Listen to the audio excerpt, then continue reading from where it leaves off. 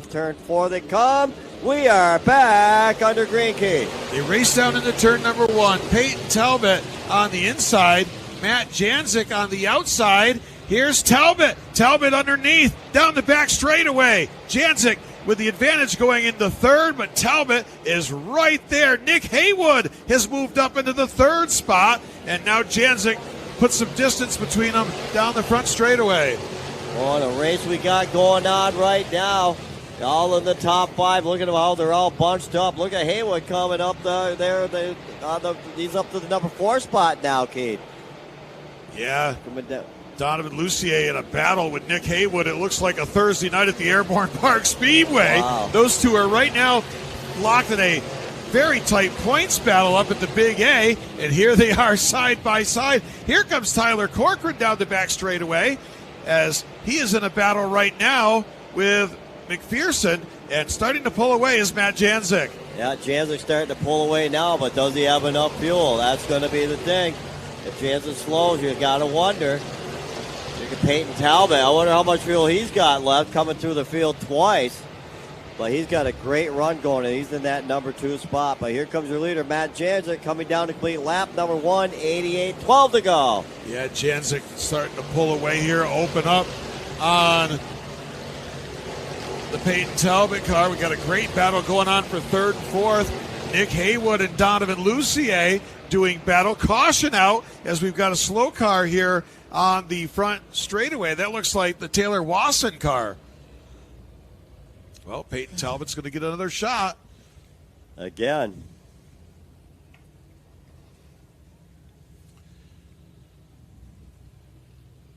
And once again, fuel is going to continue to be a factor because we're going to run some more caution laps. Yep.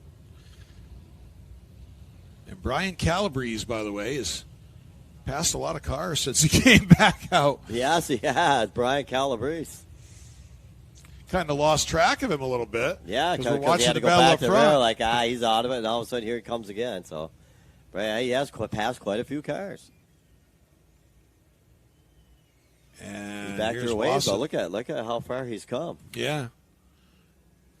I mean, obviously, he doesn't have time to get to the front with 12 laps to go, but certainly he's passed a lot of race cars. Passed a lot of cars, so I mean, he hasn't given up. He's still giving it his best effort.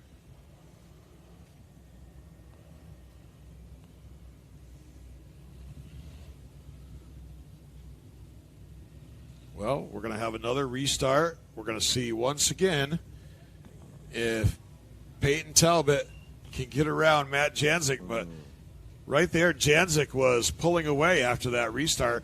You know, it looked like Peyton Talbot had a shot at him down the back straightaway there right after the restart. But then once Janzik got back on the point, he started to really pull away and put the most distance between them that they had all night here in any of these restarts.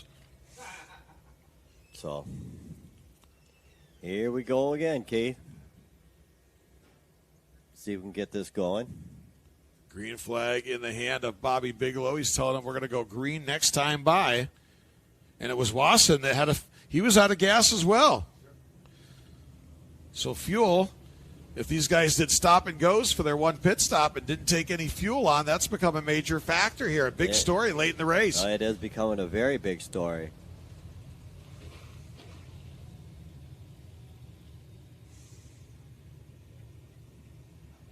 Yep, 12 laps remain. Yes, sir. It's all going to be settled here in the next 12 laps.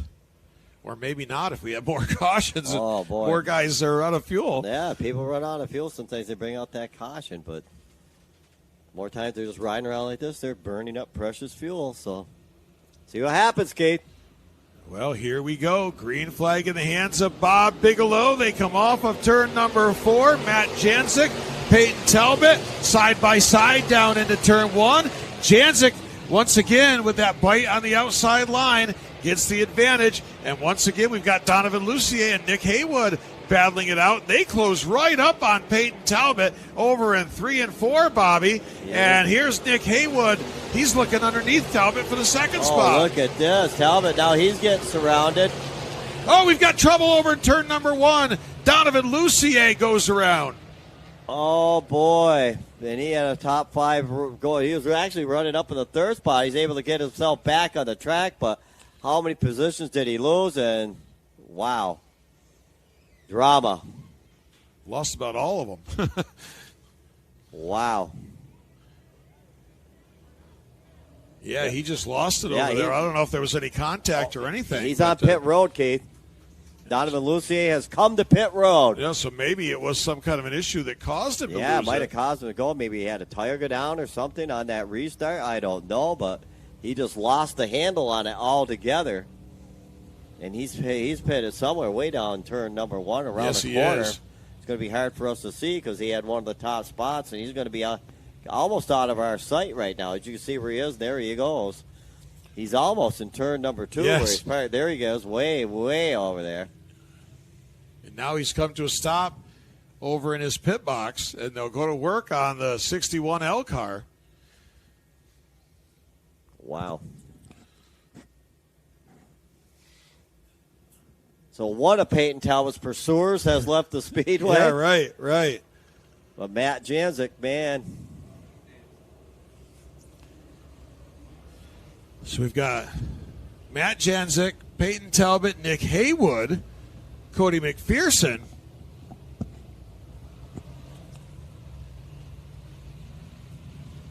Also, we've got in that top group Tyler Corcoran, Bobby Hackle.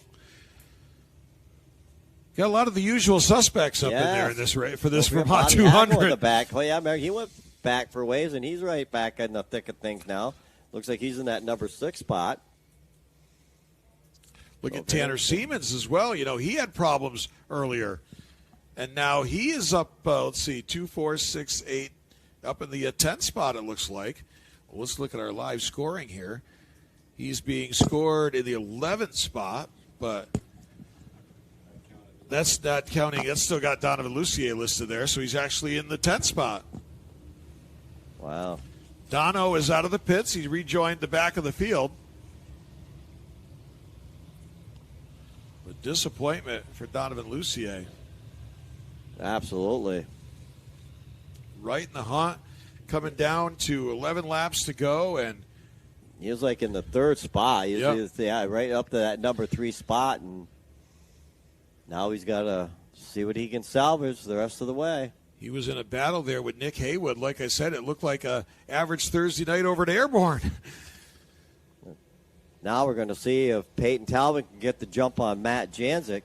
Here they come between turns 3 and 4. Right foot goes to the floorboard. Off the corner they come. Here we go. And we've seen this movie somewhere before. Peyton Talbot down in the turns 1 and 2. He's going to take a look at the inside of Matt Janzik down the back straightaway.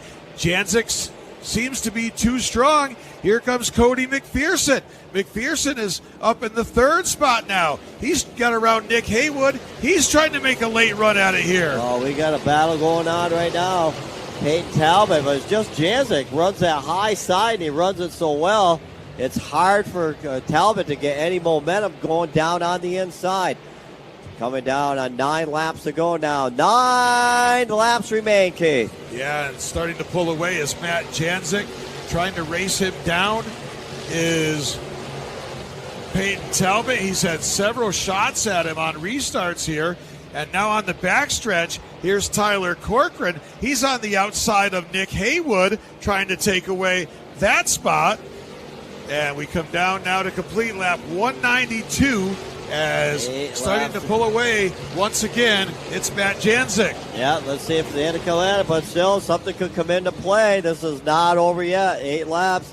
Someone could run out of fuel coming off turn number 4. Still Janzik on the point. But Talbot, what a race he's put in tonight as he's up in that number 2 spot. He's passed so many cars. But down the backstretch they go. It's all Matt Janzik. I hope he's got enough fuel to go now. He's starting to really open it up now. He comes off turn number 4, coming down 6 to go, Keith. Good battle going on right now between Tyler Corcoran and Nick Haywood back for the 4th and 5th spots. And Cody McPherson, Bobby, it's been kind of a meticulous run up through the field. He is just slowly but surely worked his way up in, and suddenly he's in the 3rd spot. Yeah, driving a very smart race. And he's closing in a little bit here on Peyton Talbot. Yep. 5 laps to go. No, 6. 5 laps to go now. 5 laps to go. We're Matt inside. Janzik. We're in the Clark's Glass bonus laps here. Each of these last 5 laps, $100 courtesy of Clark's Glass. Here he comes, and he's going to get the first one. Ka-ching. That's a ka-ching for him. And so here we go. He's starting to really open it up over Talbot now. Matt Janzik going all alone now into turn number 4. Off the corner he comes, and what do we got? 3. Lap number 4 190. laps. 196. Yep.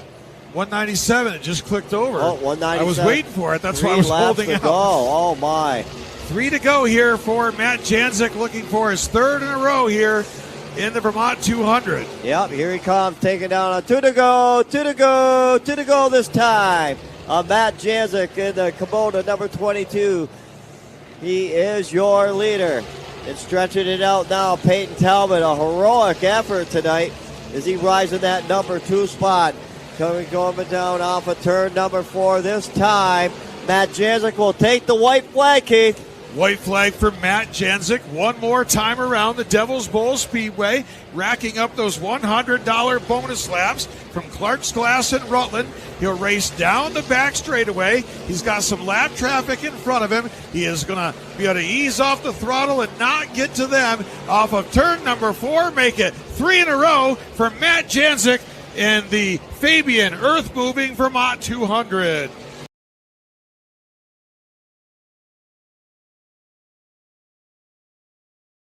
From Niagara to the Hudson, from Champlain to Erie, from nuclear to farming, High Torque of New York is your one-stop shop for torque tool and industrial bolting needs. Easily loosen or achieve accurate torque and bolt load with pneumatic, battery, or hydraulic-powered units. Serving every industry, mining and aggregates, transportation, energy, structural steel, and rail. On-site torque wrench calibration and repair, sales and rentals, training, bolting solutions, and more.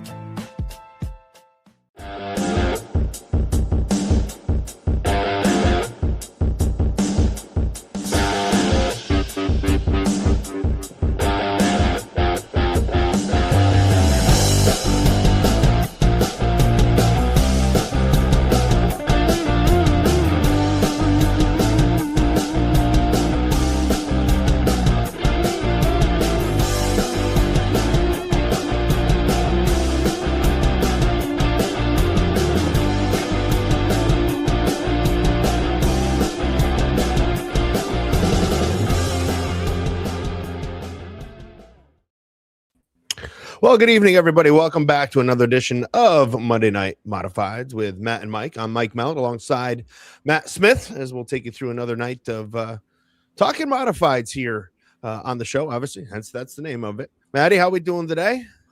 Good. We had a pretty good weekend. Good, short and sweet one, but at least we had some racing going on this weekend. Finally had some racing back-to-back nights at the Bridgeport Motorsports Park. And we'll talk a little bit about that here on the show. Of course, we've got 2 guests tonight. We're really hammered down. We wanted to get a chance. We told you we would try to get Mike Bruno to talk about some of the things going on up at Devil's Bowl and Airborne. And then we also have Alex Payne coming on with us a little bit later on in the show. He's going to chat about Georgetown as we look ahead now. Things are officially underway here. We finally got the short track super series kicked off this weekend, and then next weekend we'll have the super dirt car series kicking off at Georgetown, and of course short track super series back in action at Bedford. So you're feeling okay this weekend? You struggled a little bit on Saturday. I just got to get this out of the way. You guys barely hung in there, barely beat the team of Mike and Dylan. I don't know what was up with you and Eric, man, but that was something. Yeah, we didn't do too hot. We thought we did really bad, but in the grand scheme of things, we didn't do too bad. We just not as good as the other 2 shoots. Yeah, just be happy that we didn't beat you, because if we had, you would never have lived it down on this show. Just telling you. I think I had my eyes closed this weekend. yeah. I tried shooting with 2 eyes, 1 eye. I couldn't figure out. I was all messed up, but I shot better. So, huh? You got to shoot with 2. Well, the first target of the day, I knew I needed to shoot with 2, and the thing went flying across the thing, and I didn't even see it. I don't even know where the thing went. And then I screwed with you on the last station, and you wouldn't let it go. Yeah, no, I was not letting it go. But so yeah, did you get a chance to watch some of the Bridgeport racing? Last night's feature, both features were really, really good. Exciting. Michael Maresca taking the win on Saturday night, holding off the young gun Logan Watt in that event. And then last night, Loudon Reimer led for a little bit. Then it was, Friesen got the lead. Then Ryan Creechin snookered him, and then it just kind of went back and forth. And I thought it was it's a pretty good weekend of racing, pretty good way to kick off modified racing here in the Northeast. Yeah, as far as the mods go, I thought Saturday was pretty good. Mike getting it done there, and then Sunday, with Stu and Creechin, really the whole, I would say, inside top 15, they were racing really hard, had some pretty hard and good fought battles throughout the field. And even listening to Mike talk there in his interview, he restarted third, went back to seventh, and was still able to pass. And I think after Creechin got by Stu, I didn't think that Stu would be able to get back by him the way that middle was cleaning off, and how, I don't want to say rough negatively, but, there was some character on the bottom and the top there. And, Creechin was floating that middle, got by Stu, and I said, man, it's going to be pretty tough. But definitely seemed like Stu had some tire left there late, and ended up getting back by Creechin. Yeah, I kind of look at some of the tires, and it looked like a little bit of tire wear there. I thought Stu's comments in Victory Lane were entertaining as always, talking about, I thought I found a patch up there on the top that I could just roll it in there and hammer it. And I got complacent, and that didn't work. Yeah. How easy is that to do? Like when you're running, like when you think you've got a line and things are good, and you hit it. And then all of a sudden you miss it and you screw up and you almost park yourself on the wall. I'm sure running the high side, that's one of those risks you got to kind of take, or that you do take. Yeah, every track's different, but just from the outside looking in, it doesn't seem like the pace slows down a ton at Bridgeport. It goes through a transition phase, but then it stays pretty fast throughout the night. And I watched some film even before the race this weekend, and it seemed like once that lane gets burned in, wherever it is, a little bit, pretty much anywhere between the bottom and the top, that becomes dominant the rest of the race. And I thought for sure, I'm like, man, I wonder why Stu's not running there, but he was doing all right. And then all of a sudden, Creechin closed right in on him and capitalized on those bobbles. But yeah, it is easy sometimes when the track goes through that transition to get complacent. That's probably the best word for it, because the track's changing speeds and you're trying to search a little bit more. But in the seat, you don't always want your pace to slow down. But that definitely bit Stu a little. Yeah, right. He just got up there again a couple of times. And I think he did it both in the same lap. I want to say it was both like the same lap. He hopped the cushion there down in 1 and 2, or he started it over in 3 and 4 coming off of 4. And then he did it again down in 1 and 2 and Creechin. You got to feel a little bit for Creechin, because, I was pulling for Ryan, to get one of those big wins. He's been close a couple of times to winning a series race, and it was right there, right there at the end of that one. Yeah. Even the announcers in that race, they, made mention of all the younger guys that were doing really good inside the top 5 that were from down that way, and it was pretty impressive. But like I said, there was hard racing all the way through the field. They could have bunched it up into 3 groups of 5, been entertained watching all 3 screens. Yeah, it was fantastic. Again, so we know Stuart Friesen won, Ryan Creechin, Michael Maresca got 3rd. So again, and as you had mentioned, he dropped back a ways. He screwed up one of the restarts and kind of got hung in the wrong spot on the racetrack. And then it was kind of a freight train. And then he went down into 3, shoved the nose hard, went up the bank again, lost spots, but was able to rally back. Matt Stengel had a nice run. He finished 4th, and then Ryan Godown rounded out the top 5 there on Saturday. The rest of the top 5 that was Sunday. Saturday was Maresca, Logan Watt, Justin Grasso, Tyler Dipple, and Danny Buck. Unfortunately for Danny Buck, did not have a good day there on Sunday. Getting together with Alex Payne. Alex Payne's day ended early as well. We'll talk. I'm sure we'll have some time to talk to him about that later on here in the show as we roll into things. So I was doing my research for this week's show, because why not, right? That's what we do. And we're going back to Georgetown here with the Supercar Series this week, and I can't believe I didn't realize it at the time until I was researching that was only the 2nd series race ever at Georgetown. And the last one came back in 2008 was the last time. That made me feel like that was eons ago, because I was at that show. So I did not realize we had gone that many years between races. And I remember that race. Now, I know H.J. Bunning won. only because it was his first and I believe only series event win. Jamie Mills, Jimmy Phelps, I believe were the top three. I'm not positive. I can't remember exactly if Jimmy was second or Bunning or Mills was second and he was third, whichever order they were in. But I remember that being the top three. And Georgetown, the last race when we talk to Alex, we'll talk more about it. But man, I'm looking forward to this one, watching on Dirt Vision, because it should be a pretty good event. I mean, it's a big track, fast track, and we don't run a ton of those. You have Canandaigua, you have the Valley, but the Valley is a little different because of the banking. But this is the one chance these guys get really to kind of get a Canandaigua style S track, maybe other than Volusia. Mm-hmm. Yeah, I would say I would definitely agree with it. Georgetown was extremely entertaining last year, coming down to the wire with Payne and Timmer there. I think we're in for another one there, being just as good, if not better, to be honest with you. And they've definitely made some changes. I was reading Super Dirt Car Series put out a story about some of the changes they've made. They're going to change some of the processes. Also, they're going to, they changed some lighting, adding some more lighting to the place. So really, starting to spruce the place up. And if you had went there pre-COVID and seen what all the work those guys have done down there, it has been incredible to see the changes. New fencing, new guardrails, new all of that. So really looking forward to that this weekend. But joining us now, we can see him popping into the studio here, so we'll get him right in so we can get to the conversations. Mike Bruno, sir, how are you tonight? I'm doing pretty good. I'm down in sunny Florida, so I could tell just by the background that you were rubbing it in that you were in Florida. I could tell by the sun, and it looks like you're wearing a t-shirt. Yeah, because it's definitely not up here. I can tell you that. I figure if we're going to stir them up, we may as well start tonight, right? Yeah. Yeah. Well, Mike, great to have you here with us. Thanks for joining us. Great to catch up with you a couple weeks ago at the car show. Obviously, a lot of topics we can talk about here, but the first one I want to get to is, we talked on this show 2 weeks ago when you put a post out about sportsman motor costs and engine costs and some things you think could be changed. And, Maddie and I don't know anything about motors, to be honest with you. I'm a writer, not a tech guy. We kind of went back and forth, but we said, let's just get Mike on and talk about it. So talk about your ideas and what you think kind of needs to change there in the sportsman class, obviously at Airborne, Devil's Bowl, and probably as a whole right now. Well, listen, again, this is just my opinion. Everybody's going to have an opinion, but, we have 120 crate cars between the two tracks. So we talk to a lot of people. We see a lot of what's going on. And, I see the rising costs and people complain about it. The motor prices are all over the board. I was at the dirt car meetings last Saturday out in Syracuse, and they said that right now a motor is $6,800, bare. I see prices from $7,000, $7,500 to $8,000. And that concerns me because not too long ago, this motor was $4,000. Don't get me wrong. I understand the price of everything. I mean, look at the price of diesel today. I mean, I'm scared of that going into the season with diesel for track prep. But I think that, we need to look at that kind of stuff. And I don't know if it's going to keep going down with crate motors.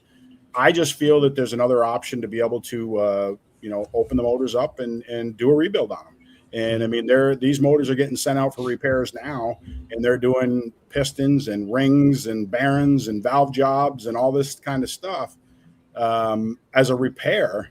Why not, if you're going to do that, why not let some of these guys that have these older motors that are sitting under the benches that are worn out, why not bore these things 10 thousandths over or 30 thousandths, give them a list of pistons parts, let them use these motors that are sitting under the benches. Right now, they can't. And I think it's a time for people to look in that direction and think about race cars and who's in the business and are we going to get new people? How can you make all that affordable? And listen, I'm not saying this to demean any of the builders that repair the engines or any of that kind of stuff. They could still do the work, but I'm saying let's get away from the GM program. Let's go to a different scenario.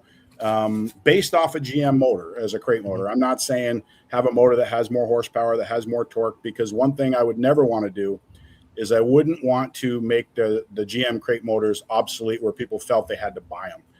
I think that's the most important thing of thinking this stuff is to be able to have a guy that just bought a motor say, I don't need to buy that motor.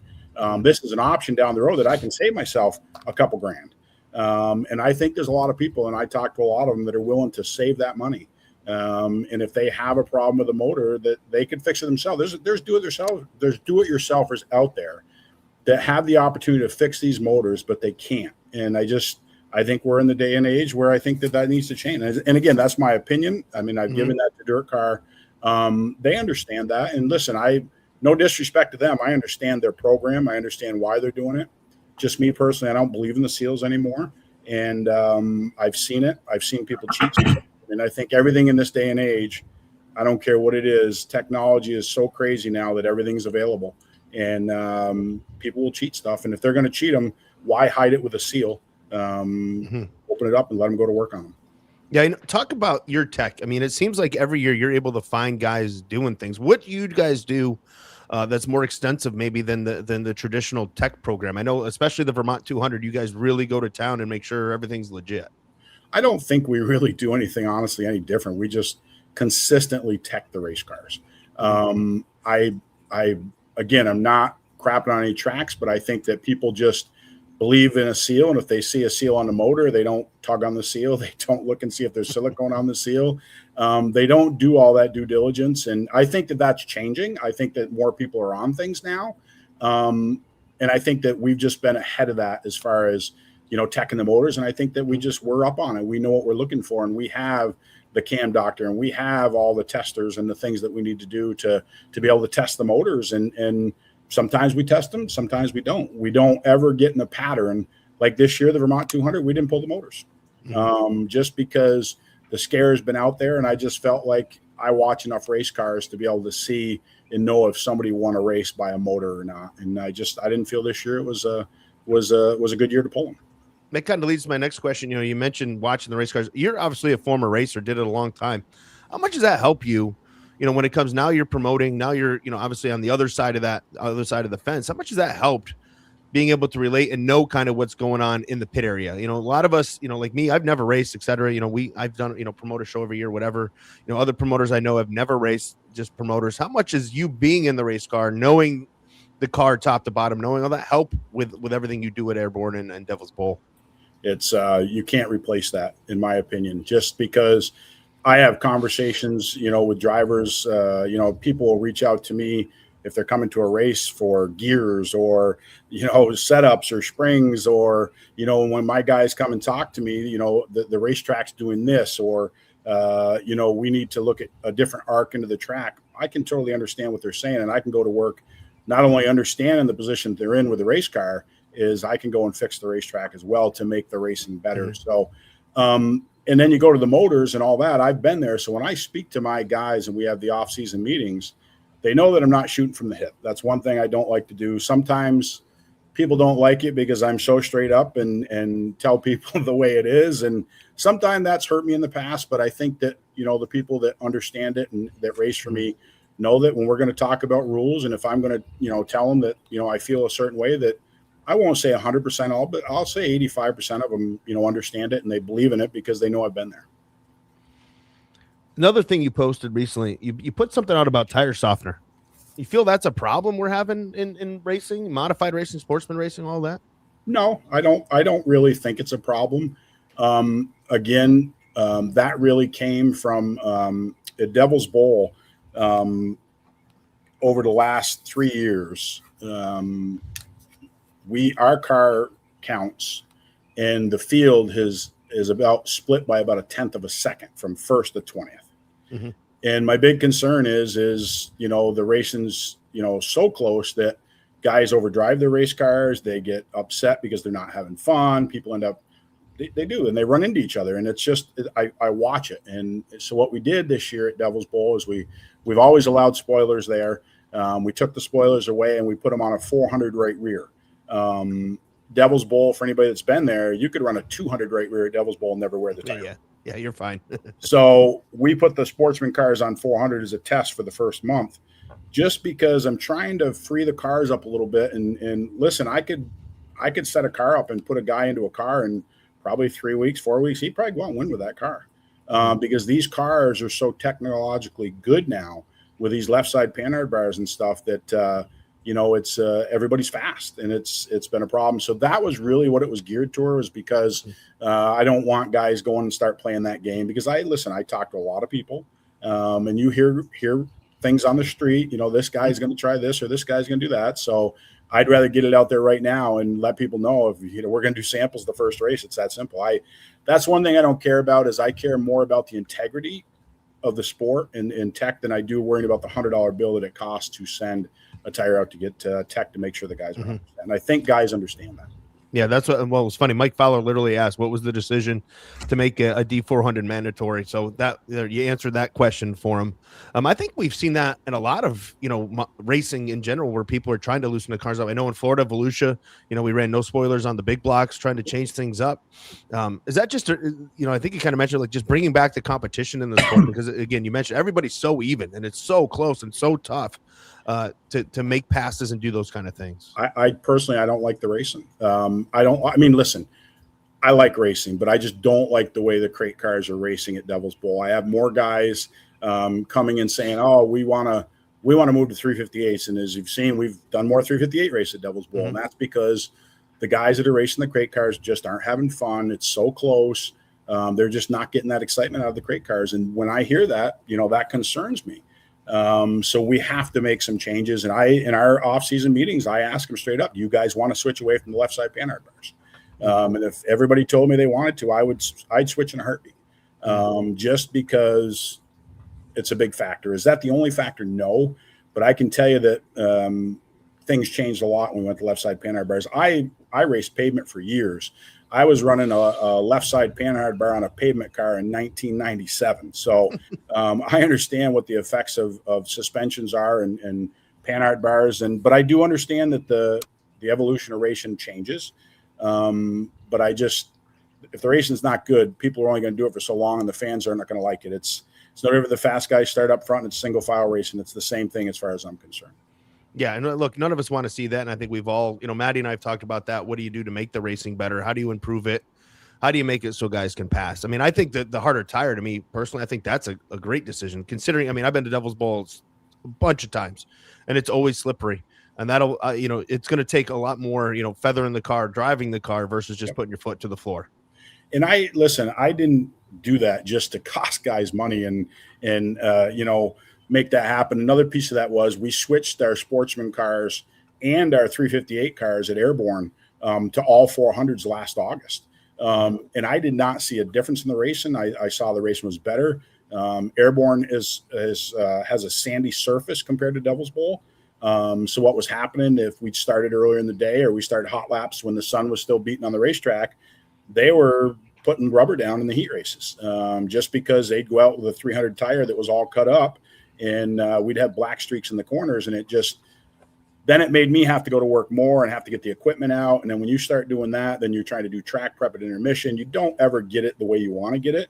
It's a Band-Aid. And then the fans, they just don't want to sit there through an hour of track prep. And the problem is sometimes you got to make them bold changes. And we did, and we never skipped a beat at Airborne. I think it was a great change. Yeah.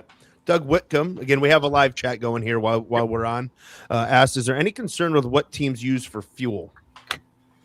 I don't care if people run pump gas. You know what I'm saying? Crate motors, we've tested it. Crate motors are built to go on pump gas. We've blended it on a dyno with a D98 or DB98 Sunoco with pump gas, and it seems to get the best torque, the best everything. So, we watch it. We have a fuel tester. We sniff the fuel. We check the color of the fuel.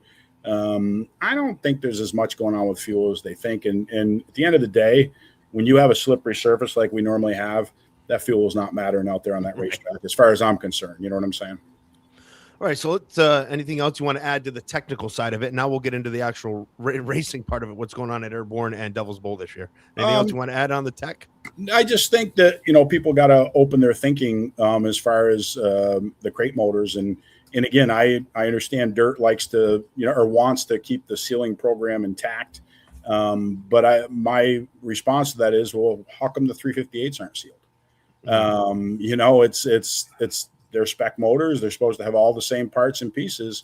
And I just don't think that a crate motor is any different. And I think that people will say, well, it keeps people from cheating. Well, I disagree with that, because I think all they're doing is hiding the cheating, and things happen and people get away with it, and it happens. And I think that people just have to think about the future. And I'm thinking 3-5 years down the road. I'm not thinking of this as tomorrow. I think that, what if GM keeps rising costs or production or any of that kind of stuff? I mean, you can, I had a year ago, I had Hunt's Machine, which is a dirt approved builder, take a motor that I had that somebody had, the cylinders were worn out. Somebody had cheated the motor up. It was a motor we caught.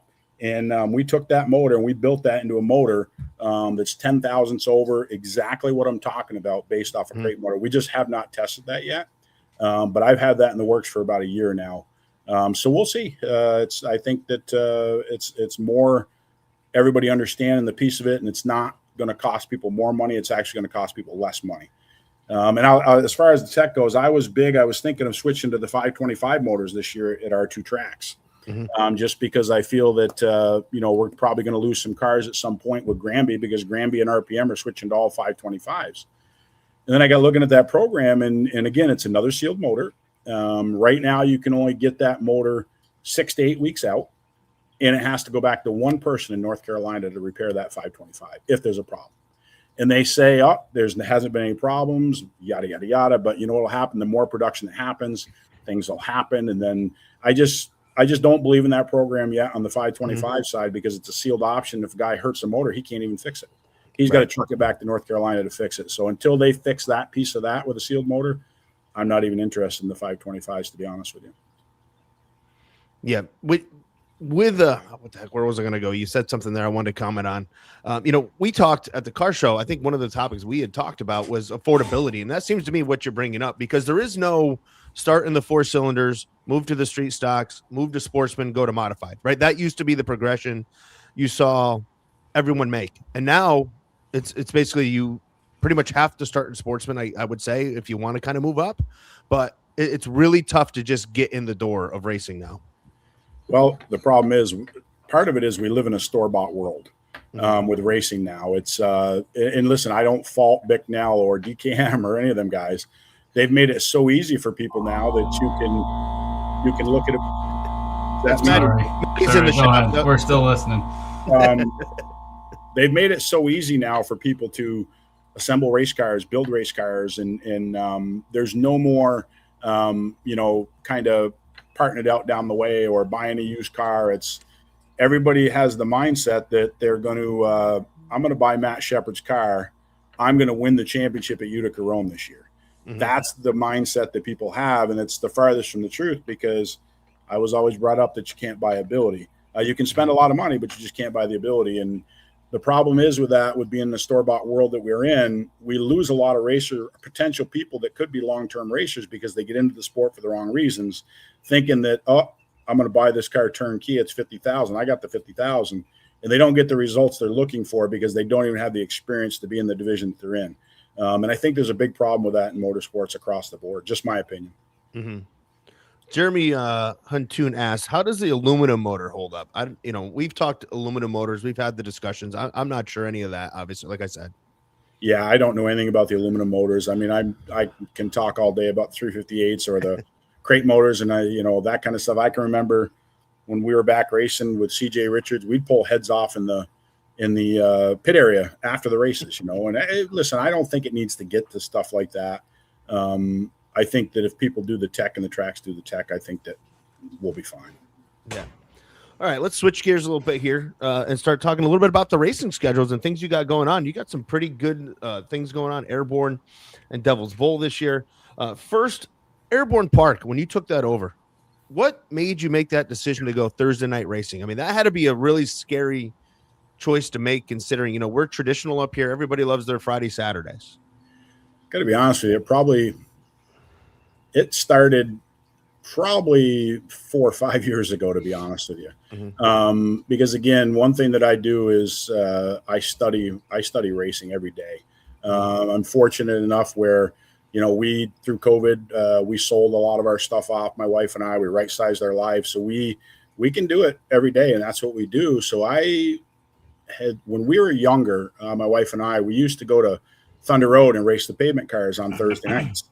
And they always ran Thursday nights because all the granite workers got out of work from the quarries and they got their paychecks on Thursdays. So they would go to the races Thursday nights. That's one piece of it. Next piece is Airborne has been Saturday nights, and I would watch their car counts for 4 or 5 years, and they'd have great car counts at the beginning of the year when all the Canadians were there and all the other tracks were there. But as soon as all the other tracks opened, their car counts fell off to honestly subpar. And I don't even know, 12, 14, maybe 358s, not a ton of sportsman cars. They were surviving, but again, if they were doing great, Howie Commander would have never pulled the plug on leasing that place. So that was another piece of it, knowing what their car counts have been and where that fall off was. And I having Devil's Bowl on Saturday nights, the first thing people asked me when we leased Airborne was like, "Oh, you're going to run 2 tracks on the same night?" I'm like, that's never going to happen because, my family and some of our closest people that work for us and my wife and sister, and we work at the track, hard. And it's all the pieces of that puzzle to make that work. So one thing we wouldn't do is invest in a racetrack and have other people run it and be getting phone calls at the other track and say, "Hey, this happened, this is going," and you're trying to get in the car and drive to the other racetrack. And it's just not worth that. So I looked at Sundays, to be honest with you. And I said, what about Sunday nights? And I'm like, you know what? Cornwall runs on Sundays. We went away from Devil's Bowl on Sunday nights, and we gained 400 to 500 people in the grandstands from going from Sunday to Saturday nights when people said it wasn't going to work. And I knew I couldn't do Sundays. And then Fridays, that's a simple answer because you have Utica Rome, you got Brewerton, you got Can-Am, you got Granby, you got Mohawk. I mean, right there, there's a lot of competition for the dollar on Friday nights. So that left me with going back to what I learned back in the early 90s at Thunder Road. Why the hell not try Thursday nights, and it's been good. I mean, last year was a tough year. The first year was off the wall. It was amazing the amount of people in the grandstands weekly. Last year, I took it as a trial year because of the weather. We lost the whole month of July to rain. And then it got so damn hot, people didn't want to sit in the grandstands. So I look at things over a 3-year pattern. So we'll see what this year does, and this will be the 3rd year at Airborne to evaluate that. But I wouldn't move away from Thursday nights right now, especially with the streaming. We do pretty good on the streaming on Thursday nights because there's really no competition on Thursday nights unless there's a series race somewhere, unless other tracks down the road don't race, or they change nights, or they close down, or something along them lines would be the only reason that I would switch off the Thursday nights. So looking over your schedule at Airborne, a couple of things. You're starting out on Sundays. Is that just because it's April and people are a little different time of year? I don't like to play the compete game at the beginning of the year. Right. Okay. I like to be able to have it all. I guess you can say I'm being greedy, but I'll give you an example. Last year, Can-Am opens up on the 10th and 11th, I think, for their Super Dirt Car Series races, and we're that Sunday with a $4,000 to win race. Last year, Can-Am got snowed out, and we had one of our biggest crowds since I've been at Airborne on that Sunday at 2:00 in the afternoon because nobody was racing and nobody had raced. So we just stay Sundays at the beginning of the year because Lebanon Valley has a series race the next Saturday. And then at Devil's Bowl, we have the 358 series race the following Saturday. So it was easier just to run an early Sunday afternoon show to get going because Thursdays are tough enough as it is as far as because of the kids and stuff with school. So we try to get to that point with not going Thursdays too early. Yep. And again, you mentioned it. I kind of want to get into that. You got the 358 series at both tracks. How excited are you about that? I mean, those are you see the car counts, you see how many guys travel with that. That's got to be something you kind of circle on the calendar and look forward to. Oh, it is for sure. And again, I know all the people that race. Most of them I'm friends with or raced against them or somewheres there's a connection there. So it's I wanted to do a Super Dirt Car Series race down at Devil's Bowl, but you just can't, a big block, but you can't do it all. And Dean has been good with me and we've worked back and forth on stuff. And I ask him last year, if we sign on to the dirt program and go dirt sanction, I'm a numbers guy and I like to have things to shoot for. And, he laid it out and said, you have to do this and we need to do this. And, we need to play a certain way. And we've done that. And so by getting the 358 races at Devil's Bowl, it helps the place out, especially early in the year. Getting a big race going like that. We have a big sportsman race at the beginning of the year normally, but not a series race like a 358 series or big block series. So, the car count has been building at Devil's Bowl with a 6-race series. I believe this year we're going to have even more cars with the 358s with the specials that we run. I think there's 8 or 9 of our sportsman guys that now have 358 cars. And we did that this year. So we're not running the sportsman for points, full points, just show up points, the same night as the 358 guys are running. That way, guys are not bringing 2 cars. I'm not allowing anybody to run 2 divisions. If you're going to run a 358, you just run a 358 for the night. We'll have a sportsman shootout or something for the sportsman cars. But last year we were having guys try to bring 2 cars. They're burning themselves out. It was too much. So that actually has worked into a good deal where the guys that wanted to go 358 racing, I'm sure they're going to go race some other places too, but we've given them something as an option right at their own track. Yeah. So, looking it over again, the big block series is coming back on July 22nd. You kind of touched on it. You cut out a little bit there, but that's got to feel good. That place, I was at the last few Super Dirt Series races there and the place was jam packed. The fans up there love seeing, the big block guys come up. They do. And, the thing of it is the good thing that makes it easy for Airborne is it's close to the highway. It's only 1.5 miles off I-87. It's easy access. And we get a lot of Canadian fans there. So you get that mix, coming over the border and the people on our side. And I don't think I think it's 2019 since the last big block series race there. So it's been 7 years. So I think that if we can hit the weather right, I think it'll be a great day in Plattsburgh for sure. We've had you're the first promoter we've had on. Talk about the weather game. I kind of did a little rant a couple weeks ago. You're making me the first promoter, didn't you? Oh yeah. So I had Maddie and I had a conversation. We were talking.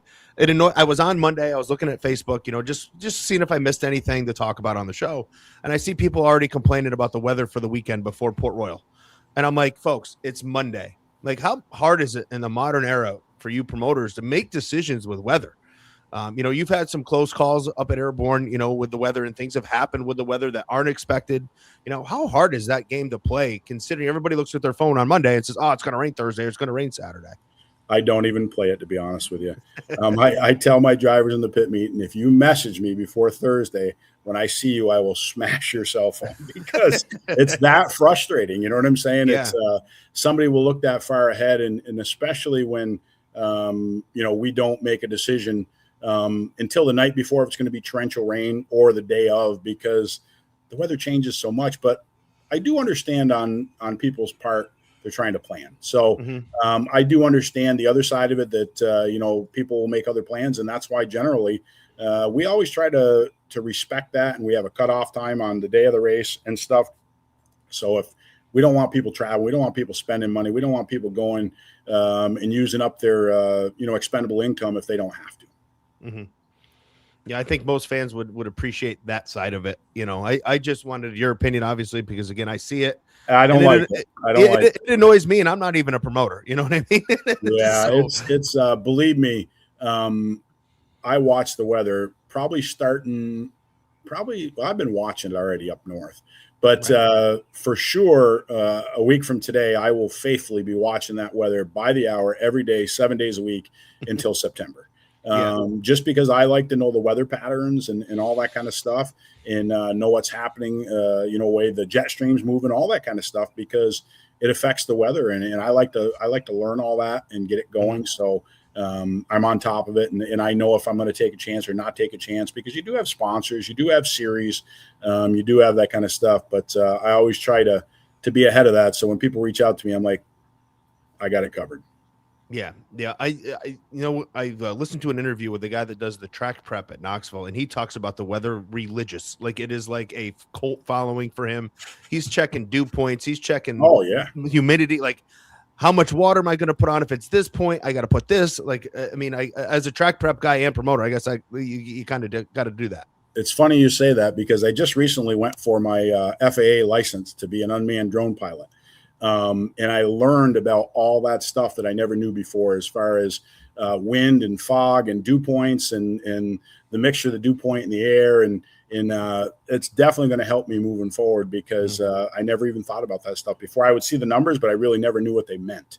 So now I know what they mean. So I'm really looking forward to using some more of that stuff, and especially in Plattsburgh, which is a cool thing, is you can call into the airport and they'll give you the updated radar and weather. And I didn't know anything about any of that stuff. So I'm looking forward to using that stuff this year. So we got a couple fan questions coming in here. Addison Bowman asks, what is your favorite part about promoting, and what do you consider a successful night? Seeing people smile and having a good time is my favorite part. At the end of the day, I don't care who wins, but I like to see people have a good time. And my favorite part is when people can make memories and they carry them memories with them, whether it be a father and a son, or a family, or somebody's been sick, or something along them lines, or maybe somebody's come to the racetrack for their one last time because they enjoy racing and that's what they want to do. Or them are the things that, listen, I like a good race, but I guess I'm getting older and I think about all that stuff more. I like to see them people make them memories. Well, I think Matt and I can attest the reason we're here is because of making memories like that with our families as kids. Or, Matty, you grew up with your dad going to the races. Yeah, I mean, I didn't get to do it until I was a little older, but I definitely can attest to that. I mean, watching little kids growing up there, the last 10 plus years being around it is really cool. And then, we've got quite the big following at our local tracks, from kids, 5 up to, my age. It's just really cool. I think it's pretty neat seeing the really younger kids that light right up when they see them things fire up and go around the track. So I'm right there with you. And, the thing of it is, everybody thinks that promoters are in it for the money, which you are. You have to pay the bills. But you brought up the airborne situation of why we leased that. And we released it to keep the racetrack going. We were content with the small towing business that we still own and running Devil's Bowl and doing all that. But I knew the situation that the owners were in. And it wasn't looking good for having somebody to go in there and run the racetrack that had ran a racetrack. So it's definitely not for the money. It's because we love the sport. I'm very fortunate that my wife and family, they're in it too. So if they weren't, then, my decisions would be a whole lot harder. So I'm not saying they don't say I'm crazy sometimes, because they do. but when a new piece of equipment rolls in or something, and my wife says, where the hell did that come from? Or what's that for? But at the end of the day, it's because we love racing. It really is. We enjoy the people we do it with. And that keeps us going. It really does. Cody Decker asked you, who do you think is the greatest dirt modified driver of all time? I'll have to go with my favorite, Steve Kinzer. I don't know about all time, but he was always my favorite. There's a lot of great drivers, but my favorite was Steve Kinzer. It really was. I liked watching him and Sammy Swindell at the Syracuse Mile. Probably half the people don't even remember those days, the younger generation. But for me, that was Steve Kinzer was always my guy, and as far as I'm concerned, he is one of the greatest of all time. Who was your favorite guy to race against? Favorite guy to race against? Yeah, we'll wrap up with a couple off the cuff. Honestly, I didn't get to do it for a long time, but I think Jack Johnson. When I was that's a great answer on this show, because I grew up a Fonda, despised Jack Johnson as a kid, but then as I got older and I was a Dave Lape fan. As I started announcing all that, the respect level for Jack Johnson was through the roof with me. Well, and I'll tell you why. I started in a modified at Albany Saratoga in 1989. And Harry Peak and Jeff Trombley were driving my father's cars. And I got the opportunity to drive the cars, and I had some races actually with Jack Johnson at Albany Saratoga. And the guy would use you up, but never touch you. You know what I'm saying? Not use you up, but he would put it every time he would put it where he had to put it. but he wouldn't rub you to get that position. And as you get older in life and you see a lot of people just drive down the corner, they don't give a shit and lay the sidebar to somebody. It makes me think about that. Probably him and Kenny Tremont would be my two biggest ones, just because the way they race people respectful. I like that term, use you up. I've heard that quite a bit with I heard, you just used it, but Fuller and Billy, they've used that term so many times. And you really have to learn, who you're racing against. But like you said, you got to be careful nowadays. Some people will just lambaste you in the corner. But when you can get racing side by side, but, someone puts you in a position that doesn't allow you to get in a correct position, and you say, that was kind of neat. How did he do that? I'm going to try that. Well, and I'll tell you, that helped me as I went on in my racing career, because I would learn how to drive into the corner and hold people down in the corner so they couldn't pick the throttle up off the corners, but not touch them, but just hold them down so they couldn't pick the gas up. And you learn that stuff. And that's what I was talking about earlier in the show about new wave racers. They just come in, they buy their way in the sport. They don't even know of that kind of stuff because they've never raced anything else and they haven't learned how to race yet. Let's see. Joe Fay, what was behind the decision to lower the RPMs for the Sportsman at Airborne? Tech question. Again, not one I would know. That's all good. We went to 6,200 RPMs at Devil's Bowl, trying to shake it up there just to give them a little bit more off the corners. And we went to Airborne and we did the same thing. That way the rule books were the same, because we do have guys that go back and forth between both tracks. But after I talked to some people and I looked at it a little farther, they carry a lot of speed at Airborne, and it's a different racetrack. Devil's Bowl is more a little bit of stop and go in turn 1 and 2, and they need a little bit more off too sometimes. Airborne, you don't need that. So I said, why give them that extra when there's that chance to make them overturn them motor just that little bit? So we just said that it's time to back it back to where it was originally. There's really no changes. We just, in the off season, we went to 6,200, and we just today backed it up to 6,000 just to get it back. And again, dyno in these motors, I wish racers would understand that these motors fall off at 56 to 5,800 RPMs. And the more you're hearing that chip go, bap, bap, bap, bap, bap, you're not going faster, you're going slower. But it's hard. Again, it's hard to get people to understand that because they've just never lived it. So it'll take them some time and they'll understand it. Well, Mike, any final thoughts, any final things you want to share here before we let you go? No, I appreciate you having me on the show. And we're actually getting ready. Marty, Kelly, and I, we have a show on Monday nights coming up. So we're going to be doing the same thing. So it's kind of giving me a little bit of a preempt to getting rolling with that show and getting back talking with the fans and doing all that kind of stuff. I enjoy this part of it. It's great for the sport. Don't think what you're doing isn't important and people don't watch it, because just because they don't watch it live, people go back later and watch stuff. And I hear that. I could be in Florida at a race in the winter and I'll have somebody say, "Hey, I faithfully watch your live show every single week." And I'm like, "Oh, wow, you do?" And so don't think what you're doing goes unnoticed, because it's an important part of the sport for sure. Yeah, I do it myself. I listen to people's podcasts. I don't necessarily watch them live or with these shows, but I definitely go back when I'm traveling in the summertime. I love having a good podcast or something to listen to on my ride home. Kills the time and gives you some ideas. Absolutely. So I appreciate you having me on for sure. Thanks, Mike. You have a great night, man. And hey, and enjoy Florida. All right. I feel really bad for you being down. I'm only here till Friday, so I got to come back north. I told everybody not till the snow's gone. So at least the snow's gone in West Haven. Yeah. No guarantees though when you get back. You never know up here. It's been bipolar. Have a great night. You too, Mike. Thanks, Mike. Yep. So there's Mike Bruno again, wrapping up there again, the promoter from Airborne and Devil's Bowl. And again, I saw all the comments there. Everybody, straight shooter. I think that's what people appreciate. He goes out and tells you how it is, and again has his thoughts. Has been around racing a long time, and I think it's really good to have promoters like that know what they're talking about with that stuff.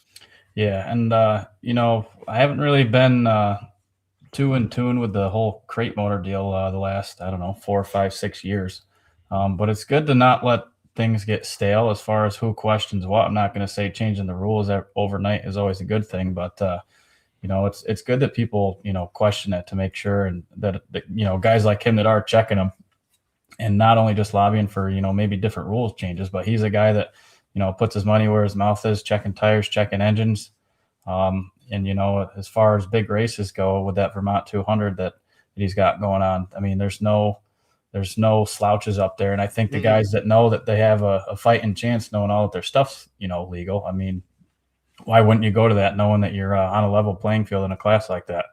Yeah, no doubt about that. No doubt about that. Well, we've already got it. We see him in studio here, so we'll bring him into the studio. Alex Payne, how's it going, my man? Good. How are you guys? We're living the dream here on a Monday.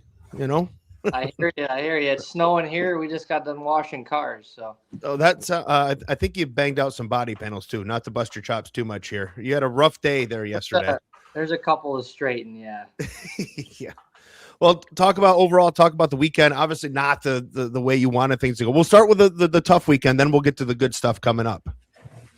Yeah, just went to Bridgeport and just had a decent start to the weekend with the the regular race. We ran the 25 lapper and we were pretty good. I don't think there was many big blocks. We were trying to figure out what was going to suit us best and got things going pretty good and rolled into Sunday and things started off good. But I think everybody saw how it kind of went and not what we were hoping for, but it's part of it.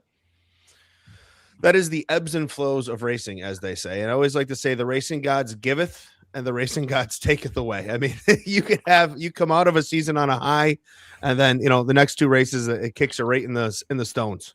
Yeah, sure.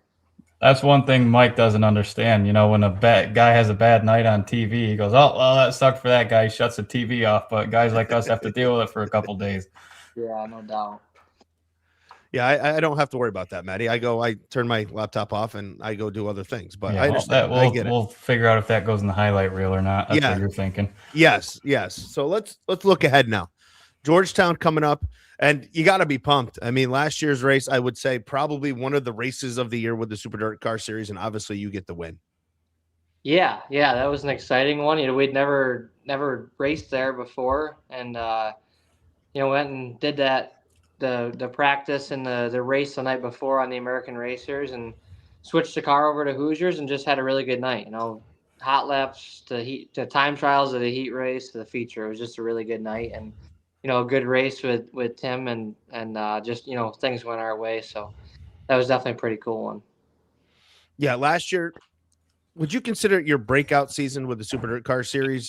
I mean, you look at the way things went. You got 3 feature wins. You finished third in points. I mean, that's you can see the progression in your career.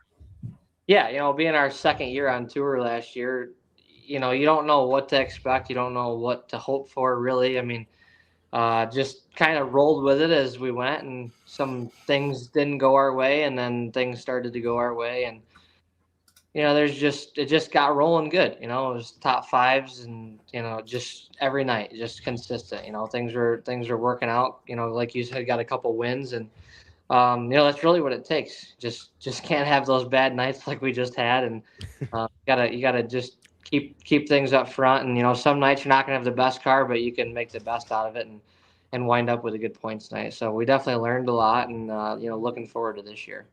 Is that something you learned in your first year on the Super Dirt Car Series, that if you can't win, you got to kind of chill out, get what I can get here and worry about the big picture, not the, no offense, not the normal young racer mentality, like go, drop the hammer. And I'm not going to worry about it. I want every spot. Yeah. I think that was a lot for me to learn, just the way it was. There's no secret that I'm normally on the gas and using it all up, but there was a couple instances last year where maybe I had the best car, but just kind of made it a good night out of it. Like the one that sticks out to me is Can-Am.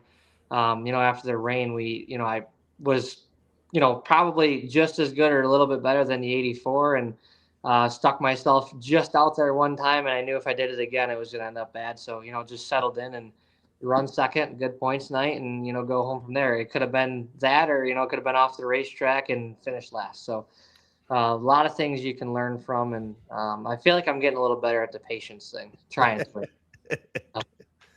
That's hard though. I mean, look, Maddie will tell you, patience is something you have to have, but you don't want to have, right? Because I mean, like every racer I talk to, you guys go into a race wanting to win races. That's the mindset, right? That's the mindset. We are going to win. And it's got to be hard to say, okay, this is where I can get to. Let's just chill out.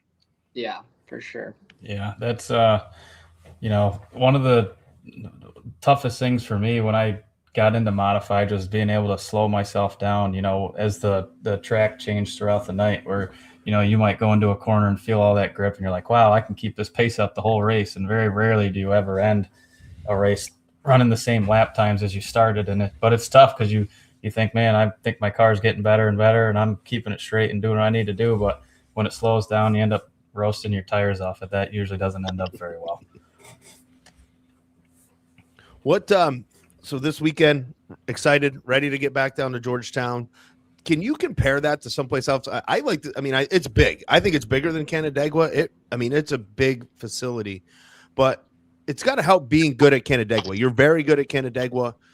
Georgetown's got to kind of feel like that because it kind of looks like it races at least a little bit similar to me.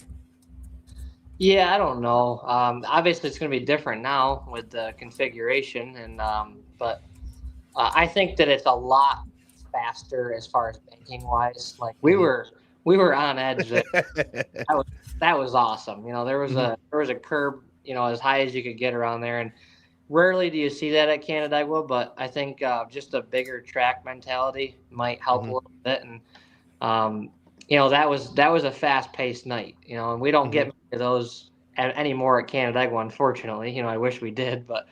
Well, if you get some rain, you can. Yeah. I mean, you hope for a lot of rain on a Friday night, but none on a Saturday. So right. But yeah, I'm curious to see what a race is like. I know it's shorter now, and I don't know anything really more than that. I don't know what the banking's like, but it treated us pretty good the last time we were there. But I definitely, I'd like to say I'm a fan of the bigger tracks, but I don't know if I am. So. Well, you've run good at both. But it seems to me, you won Brockville. You got to win there. Obviously, that's where you got your first series win, I believe. And then, your other wins are, Georgetown and Charlotte. So I would put Charlotte in the bigger track momentum kind of category. Yeah. I think that got two at Brockville and then Charlotte and Georgetown. So small track, big tracks. It's, the bull rings is kind of what I grew up with Outlaw and stuff and the sportsman car running a lot of that. But any racetrack that's racy, that's really all it takes. You know what I mean? So, but, like you go to Oswego, it's one of my favorite places. We had really good speed there last year, big, flat, fast, slick. That's I don't know, I guess wherever you're good, you kind of like, so. Yeah. What is it about Brockville? Is it like Outlaw? What is it? I expect your car to be up front every time you guys go to Brockville. Yeah, we've been there 3 times, and it's 2 wins in a second. So, right. I don't know. I don't know what it is about it. I guess it's similar to Outlaw. It's a lot narrower than Outlaw. It would be one of those places where you don't think you'd be able to race very well. We went there the first night, the first win, and it was a great night. We were up front all night long, started up front. And ran good. And then the second time we were there, we unloaded terrible. It was bad. I think I started 5th or 6th in the heat, barely made the redraw, redrew up front, and then had a good night. And then the last time we were there was the same way. Just couldn't get going in time trials, barely made the redraw.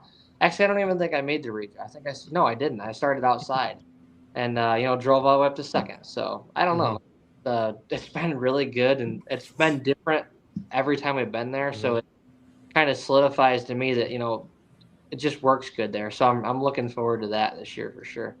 Yeah, I consider that place true bull ring racing. It's tight. It is, and it's hammered down. You are on the throttle and you are on each other. Yeah, it's wicked, and like you said, there's not an inch. And, too wide down the back stretch and the front stretch especially. That's all you can get. There's no more. But I don't know. I love it. I just wish I could race there weekly. That's for sure. Long toe, buddy. It's a long toe from Canandaigua. I wouldn't care about the toe if it was a big block racetrack. Yeah. Well, there's no way I could run a spec every week. Yeah. Again, if you want to call in and have any questions for Alex, we'll open it up for you so we can get some call in. We normally do call ins, but we've been it's 315-878-7766. But we'll keep working our way through here. After the season you had last year, what's the expectation for yourself this year? 3rd in Super Dirt Series points, in the mix, in the battle. How do you set expectations for this year? I haven't figured it out yet. We didn't have for last year. The way that the year started, what to think of it, and we just kept working hard and kept our head down and just started picking off some good runs, and then it just progressed from there. We ran the first, I don't know, it had to have been the first 10 or 15 shows, Super Dirt Car Series races and Canandaigua with the same car. I had one car and one motor. And, this year, thankfully we picked up some good help, and, Genic has been unbelievable to us. Doug Doolin, Butch Getz, there's been so many people that have put really good equipment under us. So, looking forward to starting the year with some good equipment for the right places. And not feeling like we're under pressure with that. And I think, now you just got to keep the cars fast, right? Things change. Everybody gets better.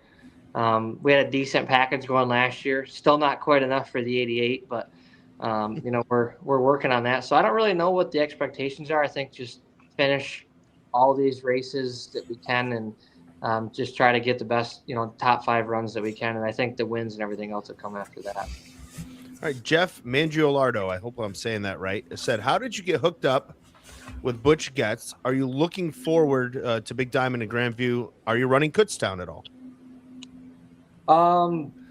Butch, I met a couple of years ago at a at the Syracuse show.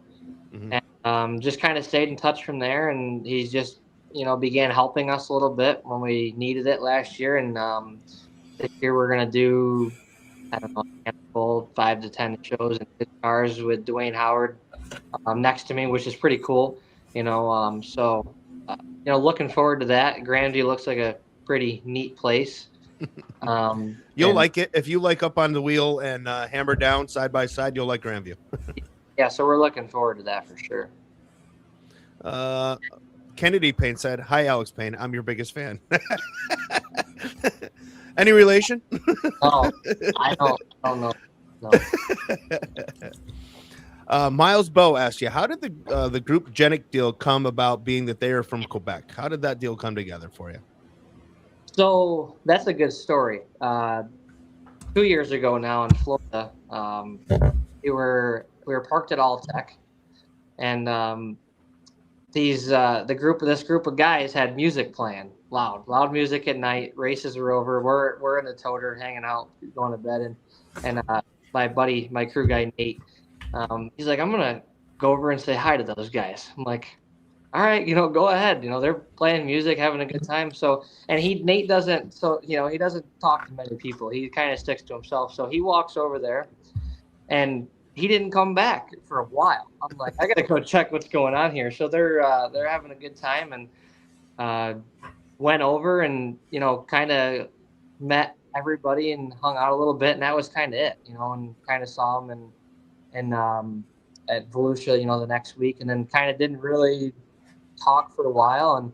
And middle of the summer, I saw him at Airborne before it rained out, and talked to him a little bit there, and he messaged me a couple weeks later about some of the short track Super Series stuff in Quebec, and he's like, you want to run my car? I'm like, sure. You know what I mean? I wasn't planning on going anyways. I didn't have the right equipment at the time.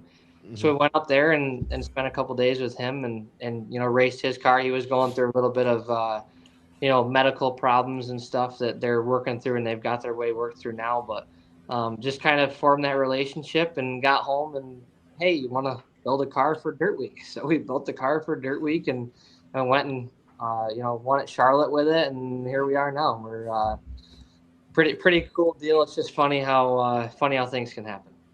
That's the random of random right there. Yeah. Meeting a guy from Quebec and getting a ride, but that's not unheralded in racing. I think you heard a couple of Frank Cozy stories about going up to Quebec. Yeah, a couple of those. Yeah, a couple of those. Let me tell you something. That's all they need. That's all they need. That's all you need to know. Yeah. Let's see. Let me go through, make sure I'm not missing any questions that we want to get in here. Damon Wright, our local Thunder Mountain Speedway. He loves Thunder Mountain. He wants to know what you think of Thunder Mountain Speedway. Oh man, honest opinion, I don't look forward to that on the schedule at all. I don't know.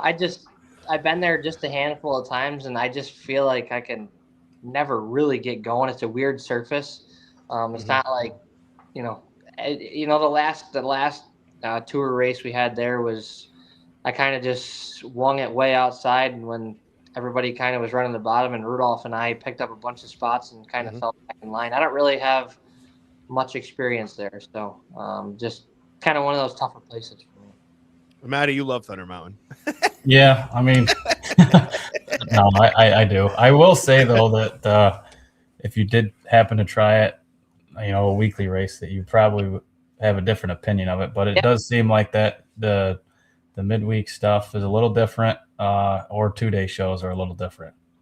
Yeah, I have no idea what it's like weekly. I mean, I've watched some good racing there, that's for sure. But it's tough when you go somewheres, and that's just the only impression you can make of it. So. Right. Yeah. Let's see. What do we got here? Let's keep looking through.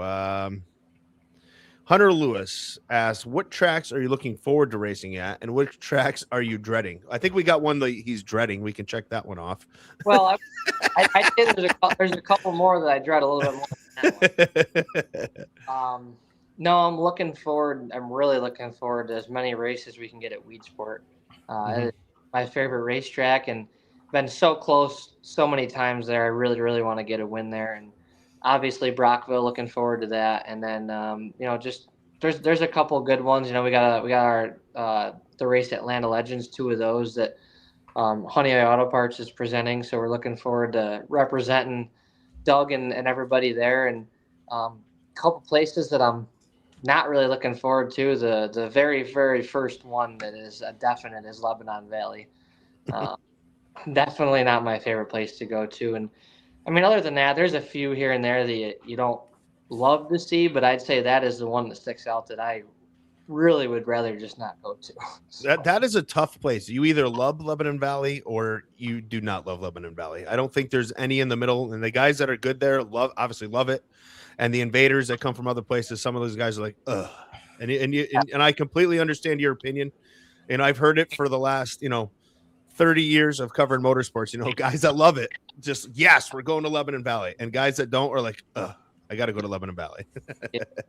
Yeah, no, I've been there twice. I've actually only raced one race. We went there the first year and it rained out, but it's just so unlike anything else, different bridge, different everything. I feel like if you have a good baseline, this is my opinion. I feel like if you have a good baseline, whereas it doesn't work there. So I don't know. I just struggled with it, and actually we ran 10th, which was, we'll take it for what it was. So definitely a different place. Yeah, first time there, you can't complain. 10th's not bad. Yeah, not bad. So it's just one of those places where the air is crazy and just uncomfortable the whole time, I guess is a good word for it. So. Cody Decker asks every guest we have, and he asked Mike Bruno, so I'll throw him in here. Who do you think is the greatest modified driver of all time?